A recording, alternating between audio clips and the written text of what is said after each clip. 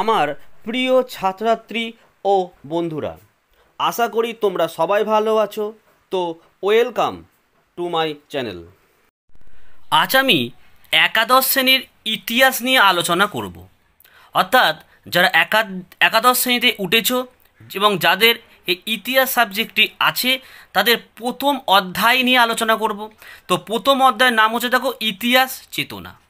প্রশ্নের মান 1, 2টি বা 3টি বাক্যে উত্তর দাও। এটা হচ্ছে পার্ট 3। অর্থাৎ তোমাদের প্রথম অধ্যায়ের আমি কিন্তু পার্ট 1 এবং পার্ট 2-এ কিন্তু শর্ট প্রশ্ন নিয়ে আলোচনা করেছি এবং আজ পার্ট 3-তে কিন্তু আমি 2টি বা 3টি বাক্যে যে প্রশ্নগুলো তোমাদের পরীক্ষায় দেয়, অর্থাৎ 1x16 দেয়, 2টি বা 3টি বাক্যে উত্তর দাও। তা প্রথম অধ্যায় থেকে যে প্রশ্নগুলো দেবো এই প্রশ্নগুলো পড়লে অবশ্যই তোমরা যে প্রশ্নগুলি পরীক্ষা দিক এর মধ্যে থেকে কিন্তু কমন পেয়ে যাবে। তো তোমরা ভিডিওটি পুরোটা দেখো। তো দেখে নাও 1 নম্বরের প্রশ্ন, প্রস্তর যুগ কাকে বলে? দেখো, গুহা বা যত্রতত্র বসবাসকারী মানুষ যখন পাথরের তৈরি সামগ্রী দিয়ে আত্মরক্ষা করত, জীবন ধারণ উপযোগী ক্রিয়াদি সম্পন্ন করত, সেই সময়কেই প্রস্তর যুগ হিসেবে চিহ্নিত করা হয়।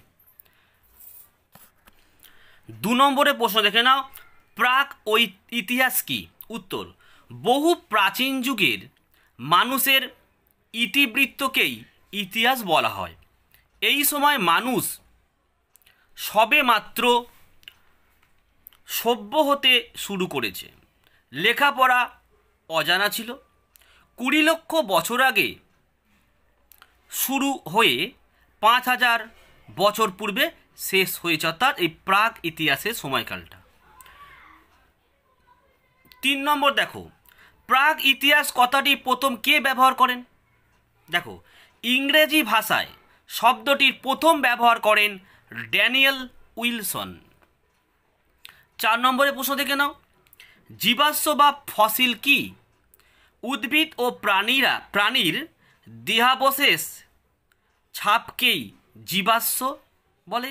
ব্যাকেটে কি আছে দেখো, জীব যুক্ত অশ্ব মানে পাথর, তাহলে এদেরকে জীবাশ্ম বলা হয়, যেগুলি বহুকাল থেকে প্রাকৃতিক নিয়মে চাপা পড়ে নতুন বস্তুতে পরিণত হয়েছে। এগুলি থেকে সময়, প্রকৃতি, স্থান প্রভৃতি নির্ণয় করা অনেকাংশেই সহজতর হয়। এবার তোমরা 5 নম্বরের প্রশ্ন দেখো, বলছে লেখমালা বলতে কি বোঝো? বিভিন্ন সময়ে ভিন্ন ভিন্ন শাসকেরা শাসন প্রণালীর নিয়মকানুন, যুদ্ধ বিগ্রহের ইতিহাস, প্রজাদের উদ্দেশ্যে পালনীয় কর্তব্যগুলি উৎকীর্ণ শিলাতে খোদাই করতেন বা পর্বত গাত্রে খোদাই করে লিখতেন। এইরূপ তত্ত্বসমূহকে ঐতিহাসিকেরা লেখমালা রূপে অভিহিত করেছেন। 6 নম্বর প্রশ্ন দেখো, লিপি কি? মানুষের মনের ভাব প্রকাশ করত ভাষার মাধ্যমে, আর এই ভাষার লিখিত রূপ হলো লিপি। প্রাচীনকালে ভিন্ন ভিন্ন দেশে এইরূপ ব্যবহৃত নানান লিপির অনুসন্ধান পাওয়া যায়। কখনো তামার ফলকে, পোড়ামাটির ফলকে, পাথরের ফলকে লেখা হতো, যেমন বোখাজ কই শিলালিপি, কিউনিফর্ম লিপি। আচ্ছা, 7 দেখো, জিগুরাত কি? প্রাচীন সুমেরু প্রতিটি নগরে একজন করে নগর দেবতা ছিল, যার জন্য বিশালায়তনের মন্দির নির্মিত হয়েছিল। এগুলি জিগুরাত নামে পরিচিত। নেক্সট 8 নম্বরের প্রশ্ন দেখে নাও, প্যালিওগ্রাফি কি? বিভিন্ন সময় আবিষ্কৃত লিপিগুলির পাঠ উদ্ধারের মাধ্যমে সমসাময়িক বিভিন্ন তথ্য অবগত হওয়া যায়। উদ্ধারকৃত এই লিপিগুলির বিষয়বস্তুর অধ্যয়নকে প্যালিওগ্রাফি বলা হয়। নেক্সট 9 নম্বর দেখে নাও, ইরানীয়দের দুজন উপাস্য দেবতার নাম লেখো। দেখো আহুর মাজাদা ও ওহিরমান।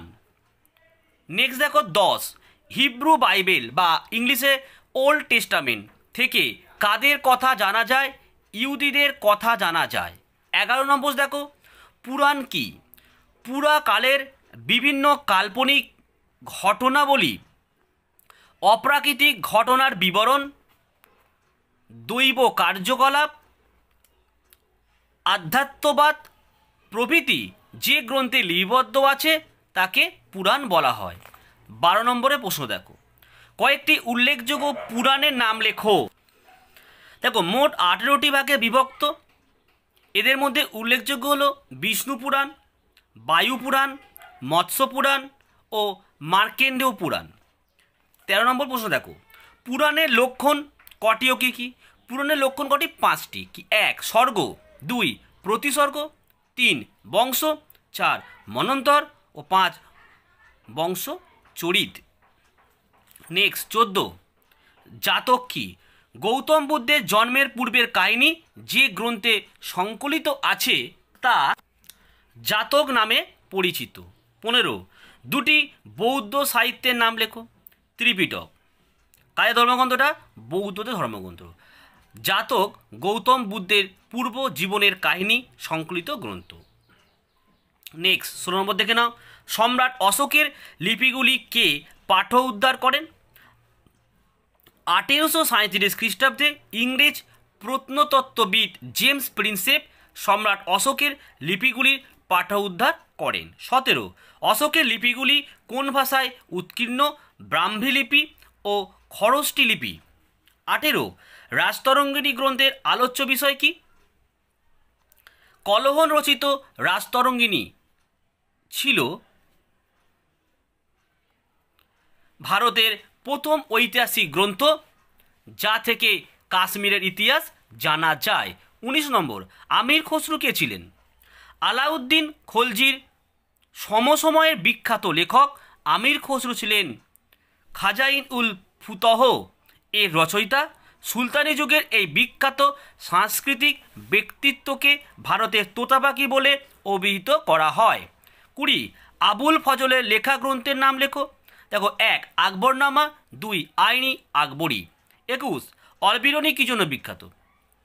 দেখো অলবিরনি বিখ্যাত গ্রন্থ হচ্ছে কিতাবুল হিন্দ বা তারিক উল হিন্দ থেকে 11 শতকের ভারতবর্ষের ইতিহাস জানা যায়, যার মূল গ্রন্থটি আরবি ভাষায় রচিত। পরবর্তীতে এটি ফরাসি ভাষায় অনুবাদ হয়। 22, দুটি স্মৃতিগ্রন্থের নাম লেখো। মনুস্মৃতি ও যজ্ঞবল্ক্য স্মৃতি। 23, আরবদের সিন্ধু বিজয়ের কাহিনী জানা যায় কোন গ্রন্থ থেকে? দেখো চাচো নামা থেকে, যেটি পরবর্তীতে ফরাসিতে অনুবাদ করেন আবু বকর কুফি। আচ্ছা এবার চলে আসো 24, দুটি জীবনীমূলক গ্রন্থের নাম লেখো। 1 হর্ষচরিত ব্যাকেটে বানভট্ট, মানে এরা বানভট্ট লিখেছে থেকে, মানে হর্ষচরিত থেকে রাজা হর্ষবর্ধনের নানান ঘটনা জানা যায়। 2 রামচরিত লিখেছে কে? সন্ধ্যাকর নন্দী। তাহলে রামচরিত থেকে পাল রাজা রামপালের রাজত্বকালের ঘটনার বিভিন্ন বিবরণ জানা যায়। 25, আধুনিক যুগের দুজন বিখ্যাত দার্শনিকের নাম লেখো। কার্ল মার্কস ও ভলতেয়ার। আর 26, পেত্রাক কে ছিলেন? ইটালির নবজাগরণের বিখ্যাত কবি। 29 থেকে নাও, জিয়াউদ্দিন বরণী কে ছিলেন? মোহাম্মদ বিন তুগলক ও ফিরোজ শাহ তুগলকের শাসনকালের বিখ্যাত সভাসদ ও কবি। তারিকি ফিরোজ শাহী তার সৃষ্টি। আচ্ছা সরি, এটা 27 হবে, এটা 28 হবে। মুঘল যুগে আগত কয়েকজন বিদেশি পর্যটকের নাম লেখো। দেখো Bernier, Ralph Fitch, Tavernier, Thomas Roe আর কে? হকিংস। 29, ইবন বতুতা কার আমলে ভারতে এসেছিল? মোহাম্মদ বিন তুগলকের আমলে। 30, 4 জন গ্রিক লেখকের নাম লেখো। দেখো হেরোডোটাস, ট্যাসিটাস, স্ট্রাবো ও দেখো অনেসিক্রিটাস। 31 হেগেল কে ছিলেন? জার্মানির এই বিখ্যাত দার্শনিক মনে করেন ইতিহাসই হলো যুক্তিনিষ্ঠ ও ধর্মের শ্রেষ্ঠত্ব বিদ্যমান। 32 দেখো ফজাইল কি? মুসলিম ইতিহাস চর্চার একটি বিশেষ ধারাকে ফজাইল বলা হয়। 33 ত্রয়ী বিদ্যা কি? বেদের প্রথম 3টি ভাগ যেমন ঋগ্বেদ, সামবেদ, যজুর্বেদ একত্রে ত্রয়ী বিদ্যা বলা হয়ে থাকে। নেক্সট 34 হচ্ছে বেদান্ত কি? বেদের 4টি প্রধান ভাগ ছাড়াও মানুষের কর্মফলবাদ, পুনর্জন্মবাদ, পরমাত্মা, ব্রহ্ম প্রভৃতি শেষ ভাগে সংযোজন করা হয়েছে, যে কারণে এক বেদান্ত বা উপনিষদ, অর্থাৎ একে করে দেবে, একে বেদান্ত বা উপনিষদও বলা হয়ে থাকে। 35 থেকে নাও সূত্র সাহিত্য কি? দেখো বৈদিক সাহিত্য সহজ সরলভাবে তুলে ধরার জন্য সূত্র সাহিত্যের উদ্ভব ঘটেছে। দেখো সূত্র সাহিত্য 6টি: বেদাঙ্গ, শিক্ষা, ছন্দ, নিরুক্ত, ব্যাকরণ, জ্যোতিষ ও কল্প এবং স্বরদর্শন নিয়ে গঠিত। 36 থেকে নাও স্বরদর্শন এবার কী কী? বৈদিক সাহিত্যে স্বরদর্শন বলতে 6টি দর্শন শাস্ত্রকে বোঝানো হয়েছে। এগুলি ছিল সংখ্যা দর্শন, যোগ দর্শন, ন্যায় দর্শন, বৈশেষিক দর্শন, উত্তর মীমাংস ও পূর্ব মীমাংস। ব্যাকেটে যে নামগুলো আছে এগুলো কিন্তু এরা এই সংখ্যা দর্শনের প্রবক্তা, অর্থাৎ এটাই এরা লিখেছিল। 37 দেখো সূক্ত কি?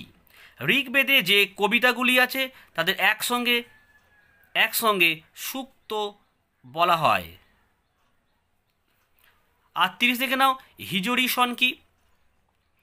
ইসলাম ধর্মের প্রবর্তক হজরত মোহাম্মদ মক্কা ছেড়ে মদিনায় শাসন করেন যে সাল থেকে, সেই সময় থেকে হিজরি সন গণনা শুরু হয়। 39 ভারতের ইতিহাসে আদি মধ্যযুগ কোন সময়কে বলা হয়? দেখো খ্রিস্টীয় 600 অব্দ থেকে 1200 অব্দ সময়কাল ভারতের ইতিহাসে আদি মধ্যযুগ বলে চিহ্নিত হয়ে আছে।